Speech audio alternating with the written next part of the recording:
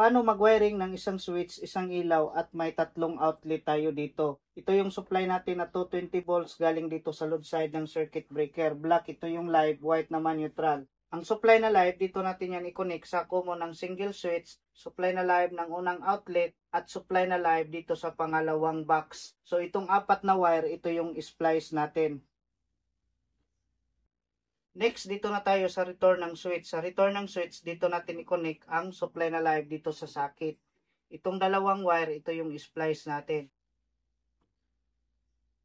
Next, dito na tayo sa supply na neutral. Sa supply na neutral, dito natin i-connect ang supply na neutral dito sa socket, supply na neutral dito sa pangalawang box, at supply na neutral dito sa unang outlet. Bali, itong apat na wire, ito yung splice natin.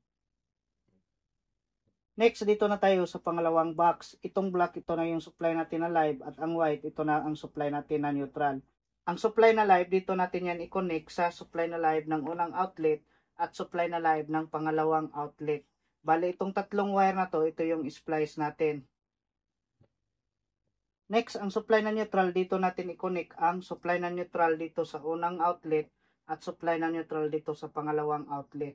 Bali, itong tatlong wire na to, ito yung splice natin. Next, lagyan na natin ng electrical tape ang ating koneksyon. Next, on na natin ang circuit breaker.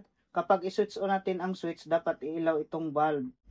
Ngayon, check natin dito ang outlet kung may supply gamit yung test bulb. Dito sa unang outlet, sa unang saksakan, pangalawa, at pangatlo. Next, dito naman tayo sa pangalawang outlet, check natin unang saksakan, pati pangalawang saksakan. Dito naman tayo sa pangatlong outlet, check natin ang unang saksakan, pati yung pangalawang saksakan.